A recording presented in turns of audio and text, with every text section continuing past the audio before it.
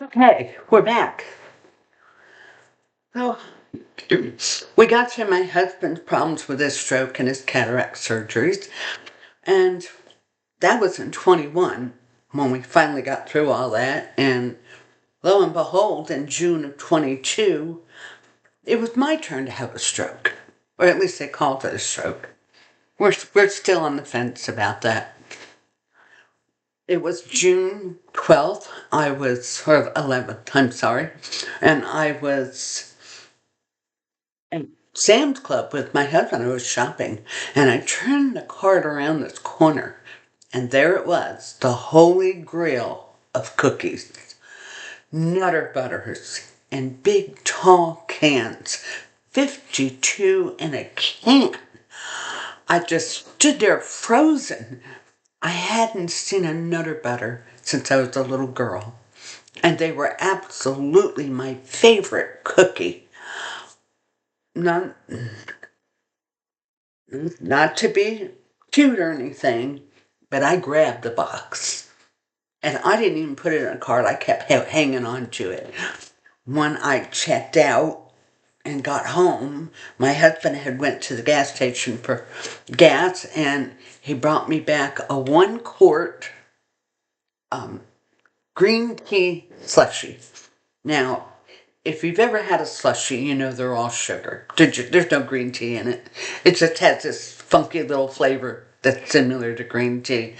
But it's just basically sugar and ice. But he brought me that back to help flush down my Nutter Butters.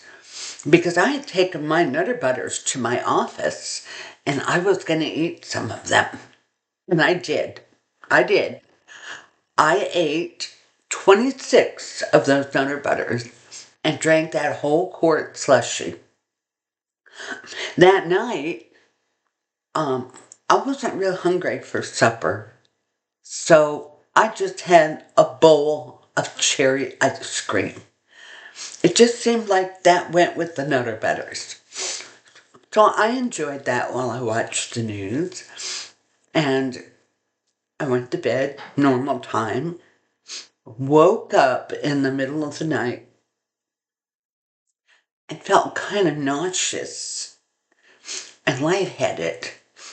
So our bedroom had a bathroom en suite. Luckily, I didn't have that far to go. And so I got up and kind of held on to the bed and made my way around to the bathroom door. And no more got into the bathroom. And I started vomiting. Luckily, the sink was there. I vomited violently. When I got done, I cleaned the sink and I brushed my teeth somewhat and used the bathroom and started to come out of the bathroom and I was dizzy and I was still nauseous. I just slowly made my way back into the bed and laid perfectly still. And I thought, you must have got the flu or something. Well, my husband woke up because he felt me get up and move around, heard me vomiting. And he said, what's wrong? And I said, I don't know if I've contacted the flu or what's happened, but I kind of feel nauseous and I'm a little lightheaded. And if I lay perfectly still, it goes away. So I'm just going to lay perfectly still. So he went and got the wastebasket and put it over on my side of the bed and said, here, if you feel nauseous, use this. Don't try to get up again. So I finally fell asleep with my arm around the wastebasket. And when I woke up in the morning, I thought, well, maybe I'll be all right. Maybe it just passed, just coming down with something. And my husband came upstairs and he said, well, you're sleeping. Would you like some breakfast? Can I get you some breakfast? And I said, no, I really like a cup of tea because I feel a little dehydrated. And so he went and got me a cup of tea and brought me a straw, thank goodness. so I didn't have to move my head around a lot. And I drank about half my cup of tea, put the cup down on the nightstand, and laid back down, and oh my God, I had to grab that bucket, and I started vomiting again. And I was just getting dizzy. Luckily, I was in the bed. And this went on for the rest of the day. About 4 o'clock, I said, you need to call the ambulance. I'm dehydrating. I'm not able to keep any liquid down. And I'm dehydrating badly. And, I tell them I'm going to need a lifeline. So the ambulance came, and those guys were wonderful. They really were. They put a lifeline in right away and got an IV going with some simple saline and starting to hydrate me again, but I was still vomitous. And, they gave me a bag and got me down in the ambulance and talked to me all the way to the hospital. And when I got to the hospital, I'm still vomiting. And so the ER doctor said, we'll give you something for the vomiting, but we need to get a CAT scan and some tests. And I said, can I use the bathroom? And she said, well, no, you shouldn't have to because you've been vomiting. You're dehydrated. You shouldn't need to. So, and I thought, where did she get her training? At any rate, I was taken for a CAT scan, and then I was brought back, and then they did an A1C, and then they did a blood test, and then they did a urine test, and thank God, because I really had to go. And they left me laying there, and I'm still hollering I want to use the bathroom. So this one nurse finally comes in and puts a catheter in. And finally, after a while, the ER doctor came in and she said, well, you've got diabetes, and because your A1C is really elevated, you've got diabetes. You've got hypertension. Of course you've got CKD because you've got diabetes. You've had a stroke. The CAT scan shows you might have had a stroke. It's the very back of your brainstem. And she's going on and on and on. And so I said, what are you going to do for it? And she said, I'm going to give you some sedatives that'll help you relax while that medicine for the nausea kicks in. And I said, well, I really can't take them. And my husband was there by then. He said, she cannot take sedatives. She has an adverse reaction. She goes comatose. Well, I'm just going to give her a baby dose. I remember those words exactly. She gave me the maximum dose of Benadryl and a maximum dose of Valium together. I was gone. I was out. They took me upstairs to ICU, and I don't even remember going there. And I remember waking up partially. They were moving me down to a floor. This was like a day later, and going back out again. And I guess during that 5 days that I was semi-comatose, they did several CAT scans. They did like one every day. And they did all kinds of tests, and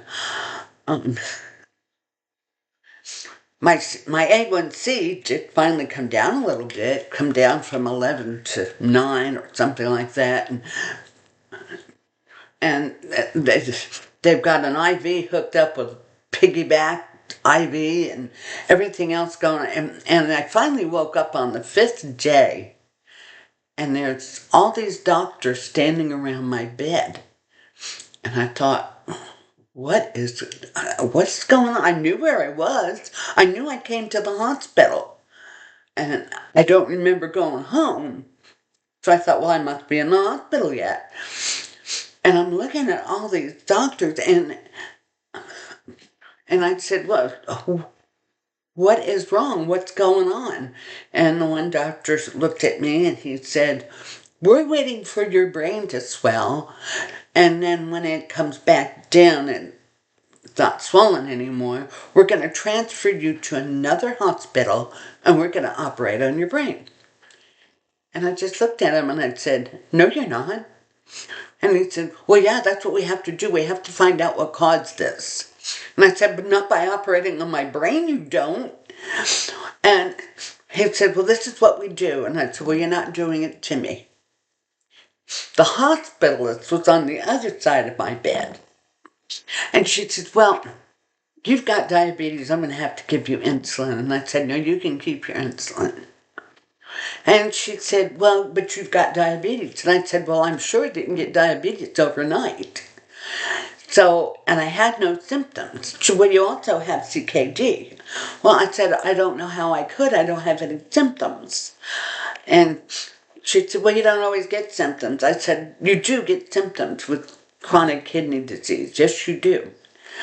And I said, she said, well, then we'll give you some metformin. And I said, I'm not taking metformin either because it's too controversial. So she said, well, you're being difficult. What do you want? I said, how about a sulfuric drug? And she said, well, I can't do that, but I can give you glipizide. And I said, well, okay, we'll go with that. So then she said, you also have AFib. And I said, well, I have hypertension, you said. She said, yes, you do. I said, well, doesn't everybody with hypertension have an irregular heartbeat? And she just looked she just glared at me. And she said, well, it needs to be treated. And I said, well, we'll discuss that. Well, thankfully, my 3 children were there with me. They did not leave me alone in that hospital. They stayed with me the whole time.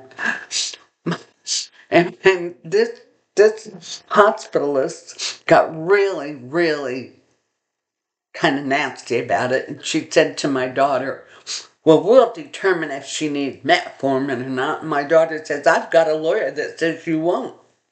And she dropped it right there. And my oldest son said, that's not happening.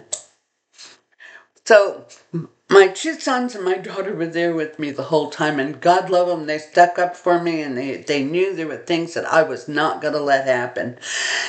And so I spent another 6 days in the hospital, and they sent this guy down from rehab. He walked me to the window and back to the bed for a couple of days, and then he walked me halfway down the hall and back for a couple of days. And I'm begging for a shower. They would not let me have a shower. Finally, this little nurse's aide said, you know what, I'll help you get a shower.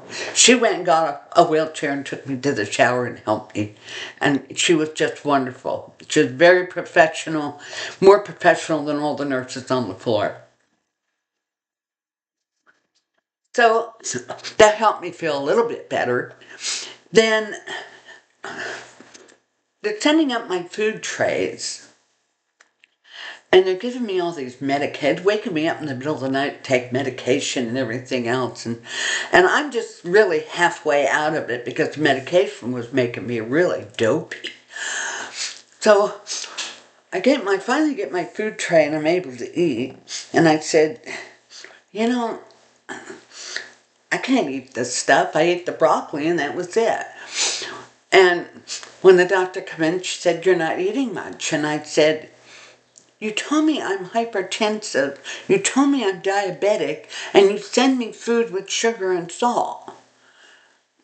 That doesn't make any sense to me.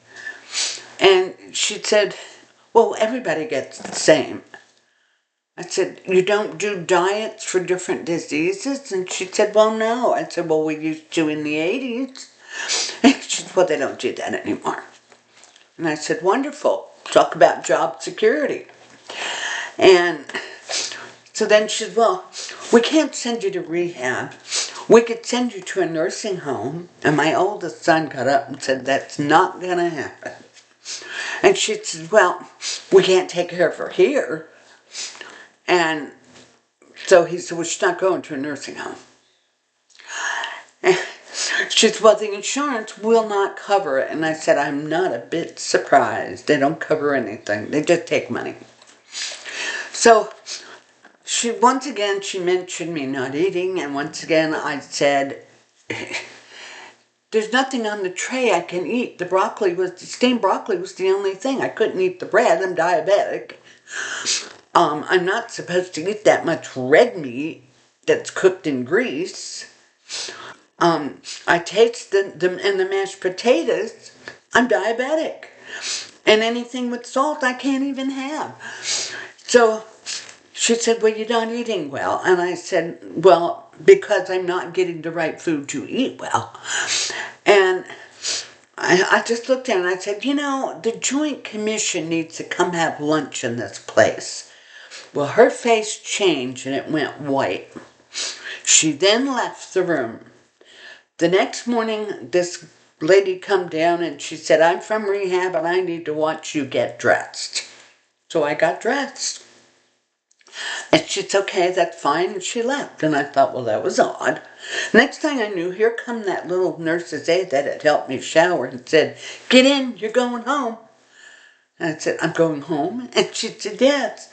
And some nurse come down the hall with a blue folder and handed it to my son. She said, here you go. And she left. No discharge instructions, no doctor's appointment, nothing. Not a thing. My son wheels me downstairs to the lobby, and he goes and gets the car. The nurse's aide stays there till he goes and gets the car. He comes back inside. I get up, and he walks me out to the car, and she leaves, and that was it. She gave me a walker. She said, oh, here, you get to keep this. You'll need it. That was it. That was it. I went home. My son says, Mom, I think you have to use the walker. And I said, we have stairs. We have to go either up or down no matter what we do. What the hell am I going to do with the walker? I'll fall over the stairway. So I threw the walker away. And I had to learn my balance myself. I had to figure out how to get my balance, and I did. So stay tuned to my journey, and I'll tell you all about how I overturned everything.